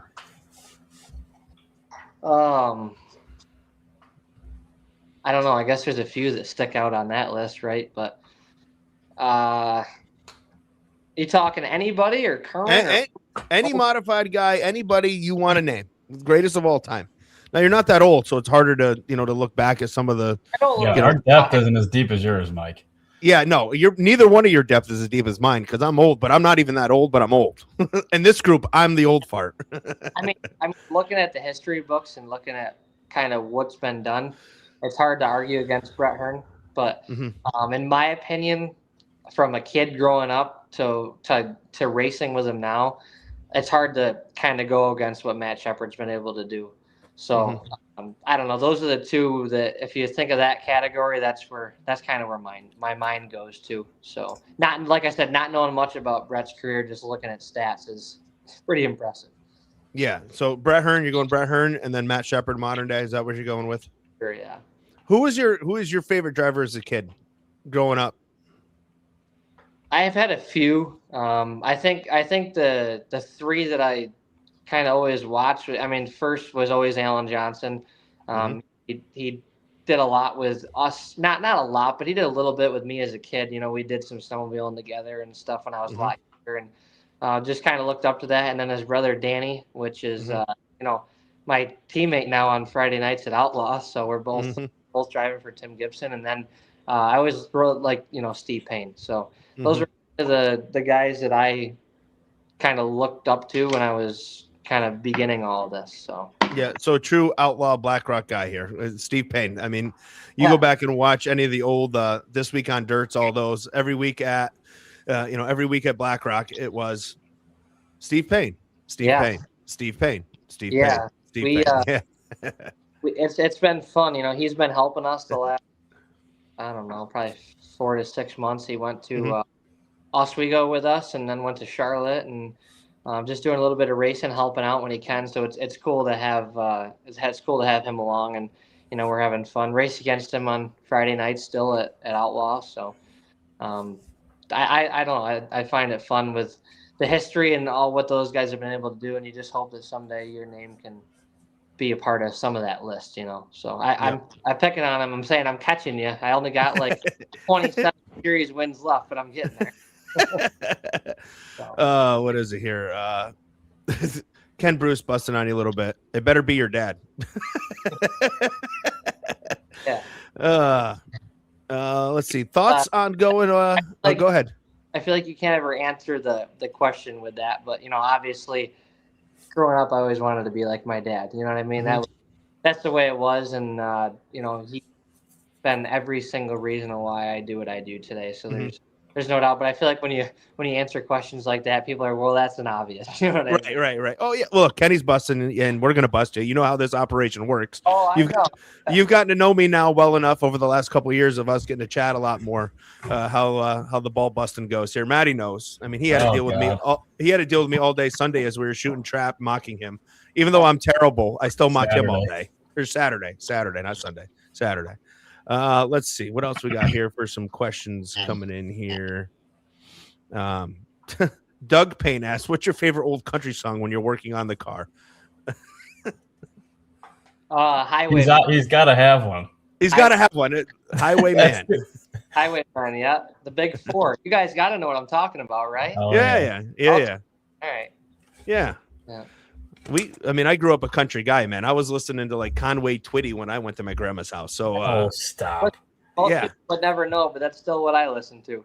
Yeah. Hey, that's all right. I'm not judging you. Country. Yep. Got a couple people asking about Mansfield and going to Sharon. What do you think about Mansfield? I mean, I'm sure you're social media. You're a kid. You're on the social all the time, and you see all the cool things they're doing at Mansfield. That's got to be exciting as a Super Series guy to kind of get to go to that place, because I've been there when they've run sprint cars in the past, and it's a pretty badass place. Yeah, I mean, a new track. Looking forward to it, and they've done a really good job. It looks like they're really putting the effort in and make it what it needs to be. And I think that's going to be fun. I have no expectations at all. Zero. I have not the first clue, but like I said, it looks like they're really, really putting the work in to make it right. And Sharon's a cool place. We had a really good run going on last year before it, locked down. So hopefully, that can stay racy all night long. And I think, those guys are really putting the effort into to make sure we have the best racetrack, when we go there. It's a good group of guys. So.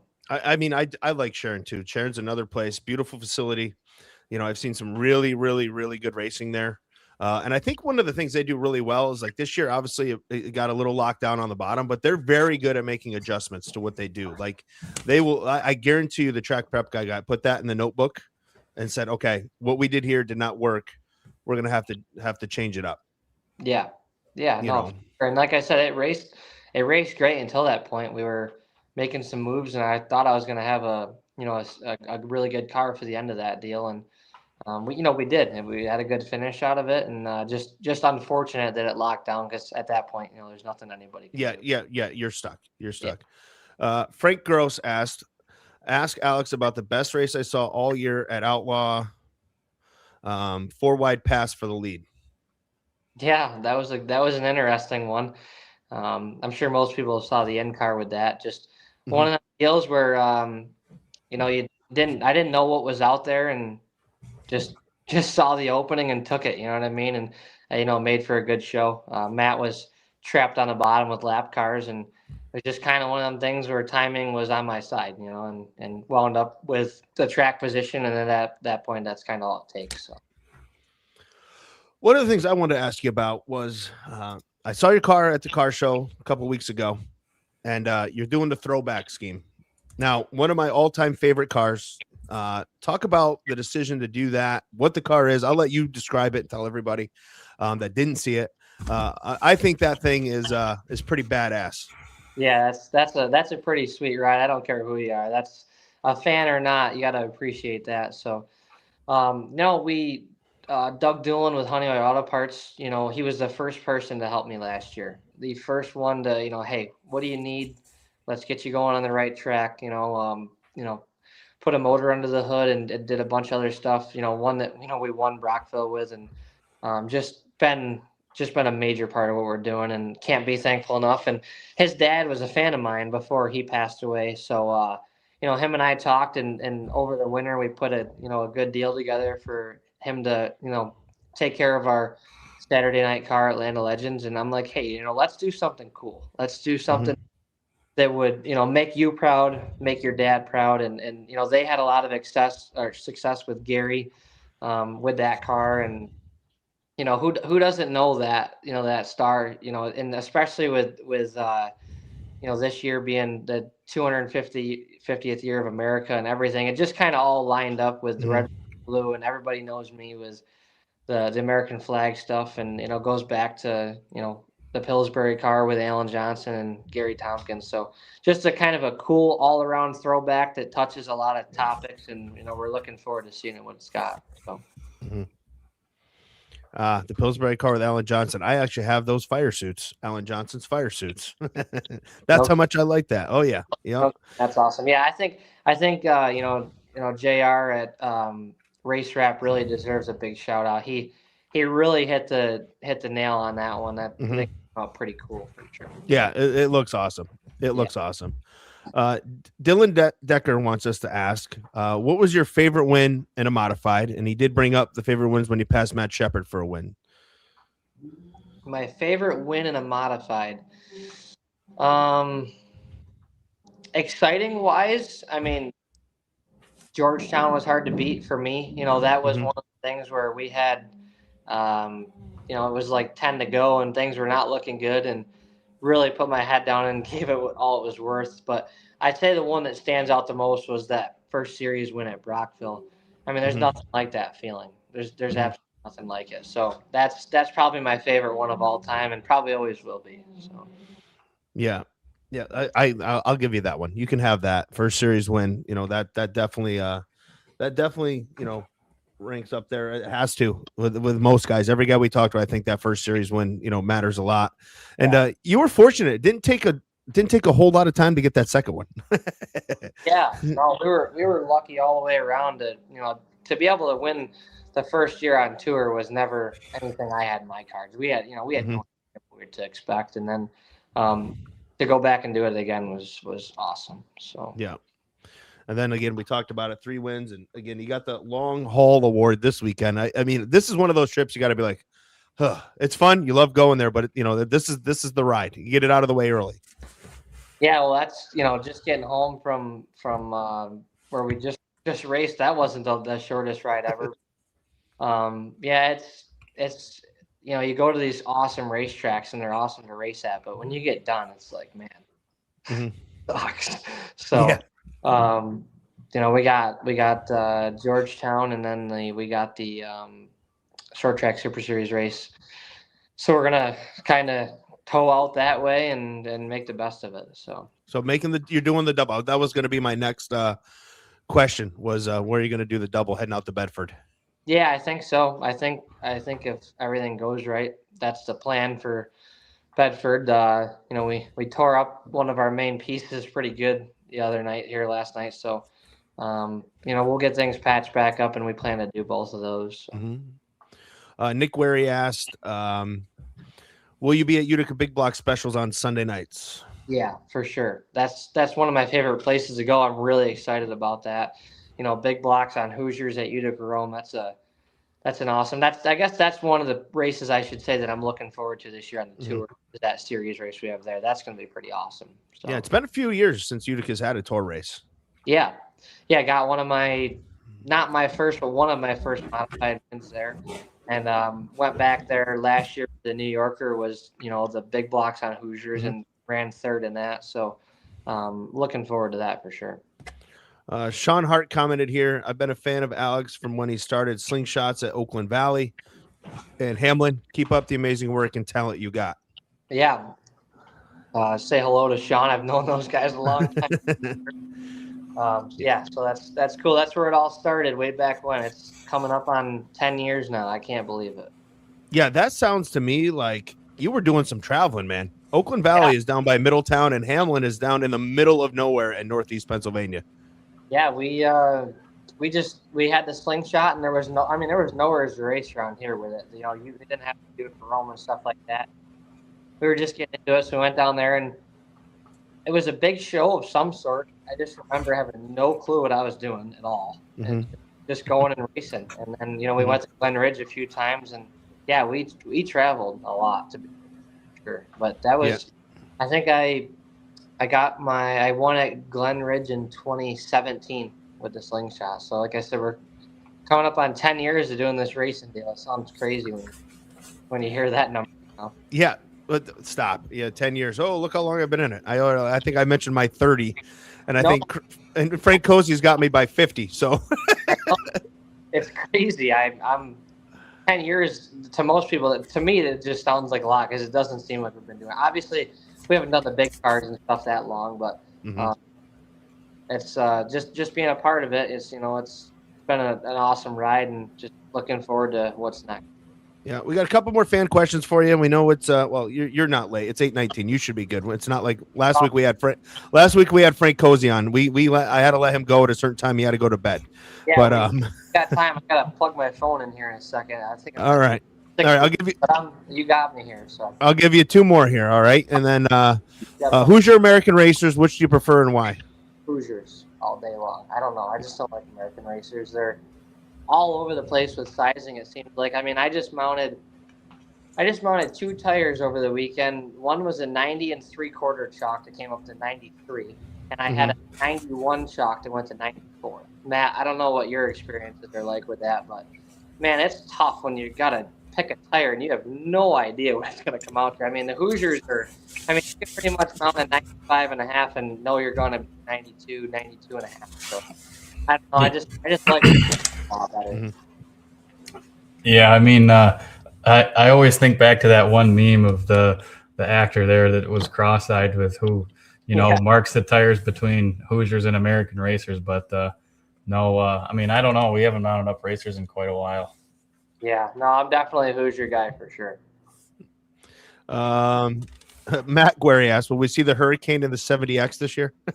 I don't know. We haven't talked that far into things. Maybe if something's got to get shook down some night, we might have to put him in something. But no, we've had a lot of fun with him. So yeah. And we'll wrap it with this one because this is a good one. Butch and Robin Getz asked, "Can you win at Big Diamond or Grandview?" I hope so. I think they're hoping so too. They're believing in me enough to put in the car. And I just talked to Dwayne over the weekend, and he's got to teach me some tricks. So we're really looking forward to that. We're gonna go get fit in that car next week and trying to. It's time to get things going. It's here. The racing's here. So. Awesome, buddy. Well, we don't want your phone to die, but any sponsors you want to thank to wrap. Oh, we're good. So. Oh, you got a charger, so we can keep you on if we want. Then we can keep busting your chops here. But I do want to say, if you got any sponsors, get that in here, so that way we can make sure you take care of all the folks that help you. We always appreciate all you guys, taking time and spending time here chatting with us. Yeah, Jenik, Francois, and his son. Have been huge to us. We're really looking forward to the year with them. Doug Doolin, Honey Auto Parts, Saturday nights. Tim Gibson with Sunrise Insulation with the 19 car on Friday nights. Butch Robin, and they've just been great with everything we've needed this year, or the last couple of years really. And it's going to be a little bit more this year with driving the car, and they're still going to help us with our program. So. Big Creek Concrete's always always been there, and it's been a major part of what we're doing. And we picked up some product sponsors this year, and a lot of different people: Bruce Batesel, Speed Connection, Bilstein Shocks, iBox Springs, Schaefer's Oil, Nick Frotto Curbing. I'm trying to think. There's a lot of people to help us. BA Headers, Arts Radiators, Jim Ryer with Race Wrap Group. It's a lot to remember for me. I'm trying to. Rick's Wheels. Rick's been a great supporter of mine. All the powder coat on all of our cars. Scott George, bumpers and Nerf bars, and Jeremy Corcoran with a little bit of metal work with bodies and everything like that. And I know I'm forgetting some people. It's a lot. There's a lot that makes this whole deal happen, and just proud to represent everybody, and just try to take care of our equipment the best we can, and see what we got this year. Yeah, I mean that's the tough part. When you got 3 or 4 different rides, you gotta remember everything. yeah. I mean, on the 19 car, I'm forgetting Nap and Slappy Lumber. Lane's Yamaha is helping us with Tim's car. George Shackleton for the whole deal, all the cars and everything. That's another one that I'm forgetting. Billy the Kid Engines under the hood of everything. There's nobody better. Bob Oliver, Competition Carburetors. So we have a good group of supporters for sure. Maddie, anything else for him? No, good luck on the big season this year. Hopefully knock some wins down. Yeah, we're sure hoping so, and just hoping for some consistent nights, and looking forward to some racing this year. Hopefully the weather can be okay with us. I mean, everybody knows how early season racing is. You're really not guaranteed. So. I know. If you think about it, race season is technically in full swing, because I'm pretty sure we've got a race every weekend from now to the beginning of November, but it doesn't seem like it quite yet. Yeah. No, I mean, hopefully the weather plays nice, and like I said, we were in shorts and a t-shirt yesterday, and today we were washing the car in snow. I mean, Nate, we got the body off of it, and my buddy Brandon and I unloaded the backup car, and we watched Nate out the window in the snowstorm for a while. So, we getting things washed, and I want to say a big shout out to my mom and my sister, doing a lot with the merch trailer this year. We have a new merch trailer, and we're planning on hitting a lot of shows. We're going to be at Georgetown this weekend. I'm hoping so with all that, and I could never do any of that without them. And Wicked Tees for supporting all the apparel, and Jeff and them guys do a great job there. And like I said, the more you think about it, the more it comes to you. A lot of people that make it all happen. There's no way we'd do any of it without them. That's for sure. Yeah. All right, brother. Well, hey, good luck this weekend. All right. Yeah, thanks. You guys have fun. Not too much fun. So. Yeah. Not tonight. It's a Monday, man. I got to get through the week here. All right. Yeah, that's for sure. So. All right, buddy. Take care, man. Thanks again for being on. Good luck, Alex. Thanks a lot. See ya. Yeah. So there's Alex Payne, great kid. I've really gotten to know him again the last couple years, running with the Super Series, getting to chat with him a lot. Really, really good kid. And look forward to seeing what he can do this year. Third in the points last year. Kennedy Payne put in, put up Kennedy's, the address for the website. There you go, Kennedy. I'll give you the merch. There it is. Okay. And then the website, www.apm70a.com. So we'll give you a plug there. Kennedy's selling the merch. So she said, come buy some merch. So Butch and Robin Getz asked me if I think he can win down here. I'll answer that. Yeah, I think Alex can win anywhere. I think, very talented driver, obviously diverse. He runs at Outlaw, which is a small, tight, fast track. Good at Brockville, small, tight track. Also very good at Canandaigua, big momentum racetracks. And I think, Matt, you'd probably agree with me. I mean, he's got the talent, big and small racetracks. Yeah, I mean, he did good on the big tracks, and he does good on the little ones. So I mean, like you said, pretty diverse program he's got going on. So there's that. Let's see what else. Sean Hart asked if STS will be at Accord. I do not believe STSS is not at Accord this year. So that was why, Sean, I didn't get into that one. I was going to answer that quick, but they will not be at Accord this year. One of the things I want to bring up before we wrap this, and it'll be a real short conversation. Two things. One, throwback cars. Okay. I wanted to bring this up last week because it was a throwback of the show, but then I had Alex on, so I figured we'd bring it up today. Peter Britton and I talked about this for like 15 minutes on Sunday of the show. We talked about throwback paint schemes. if a modified driver runs a throwback paint scheme, does it have to be a former modified driver, or can he run a throwback to other drivers in other sports?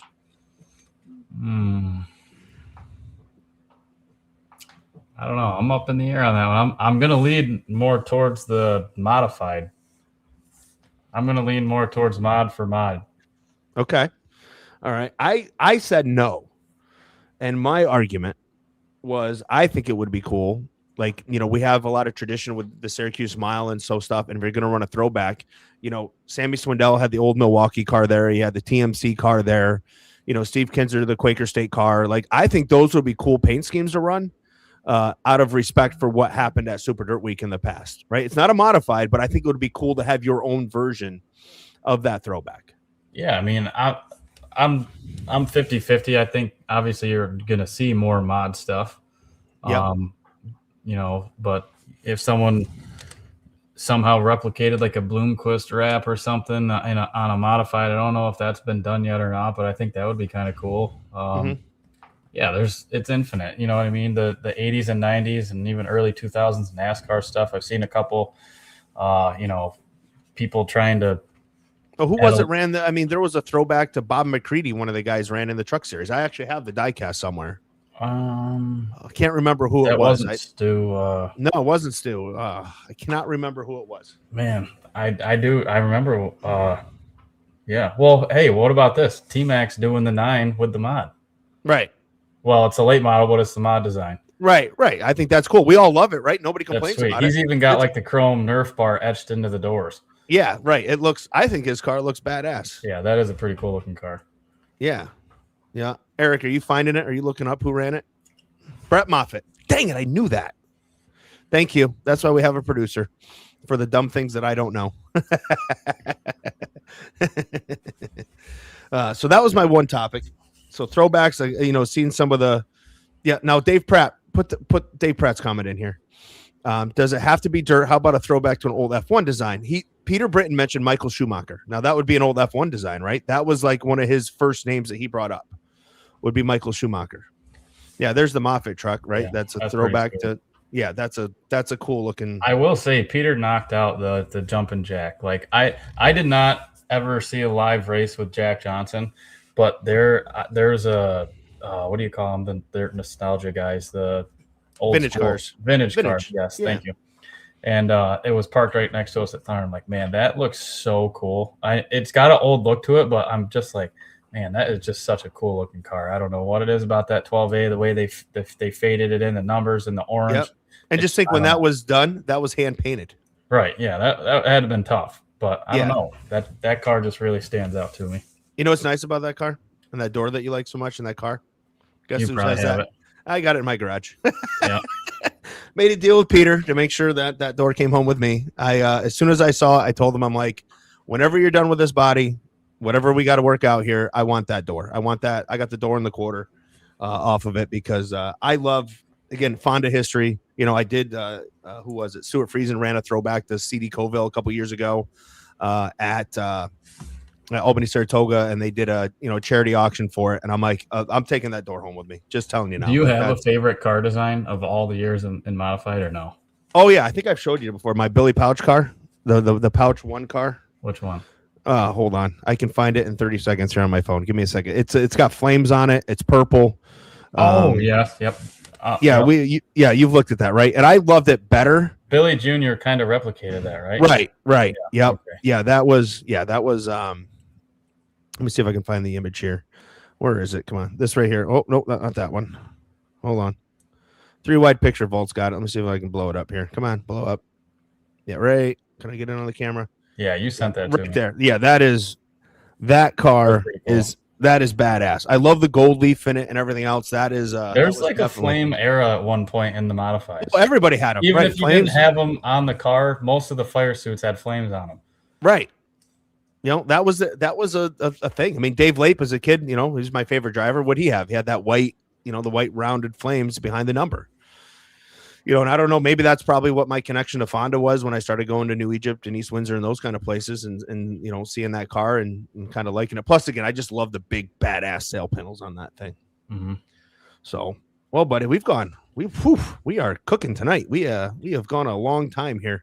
Yeah. And I love the people mentioning all the cars and stuff. That's awesome. So I want to wrap it with, do we want to do a driver of the week this week?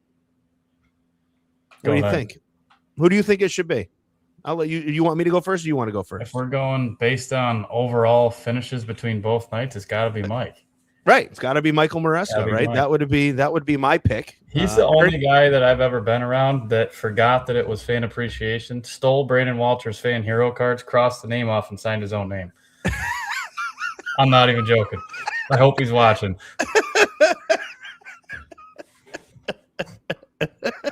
Typical Mike fashion. That is fantastic. Was that when he was running Thunder, or was that at Brewerton? Yeah, that was Thunder. Yeah, Eric, you agree with that choice? Or you can have a say in it. Yeah, you can, producer Eric. Yeah, driver of the week. I mean, he had a third and a win and a third, so you got to give him. The only other option was Stu, but Stu only ran the one night, so we'll give it to we'll give that one to him. Yeah, Logan Watt was very good. Unfortunately, ended early on Sunday there, Cody. You know, that was what. Hey, Mike, can you ask Matt what he would race if modifieds weren't a class? I would hope the late models would be around here. But if you took modifieds just completely out as is, I don't know. Mm-hmm. I really don't know. Yeah, we got some other votes coming in here. Joe Toth and the Sportsman did really well. Yep. Ryan Krachin finished in second. Yeah, I can see that too. You know, we just need some guy with a cool voice to come in and say, now the driver of the week award, right? I can't do that guy's voice, but I wish that guy was still alive because that was cool. Yeah, throwback deal works. Chris Raby did that last season, the Ovid 40 car. Yep, that was cool. Yep, Bart, comment on that. Yeah, he's mentioning Joe Toth. Yep, I get that. Okay. AI can create the voice.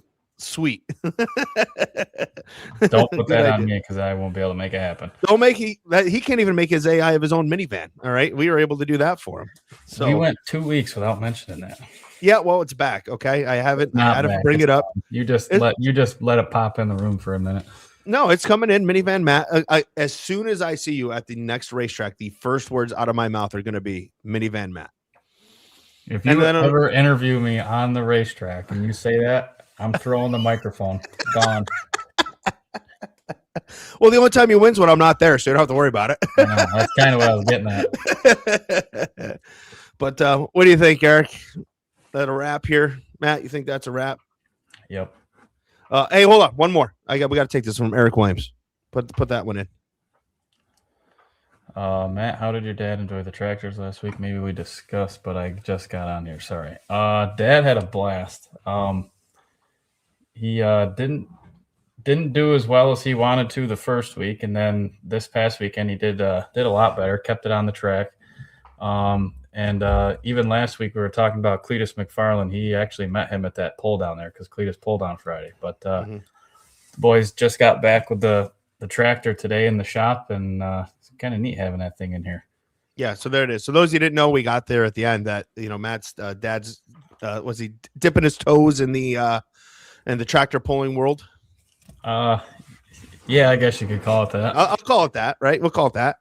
We watched him a little bit a couple of weeks ago. Then I saw a video. I think you shared it of him pulling this week. So yeah, we had a little bit of a takeover at Jeremy's show up there in Syracuse. We had the tractor pulling on I stole the TV from you, put the tractor pulling on it, and there's about 50 people watching it. Yeah. Yep. Want to see how your dad did. So yeah, it's and then cool. And Eric says we'll be running that more full time, or will be me doing that more.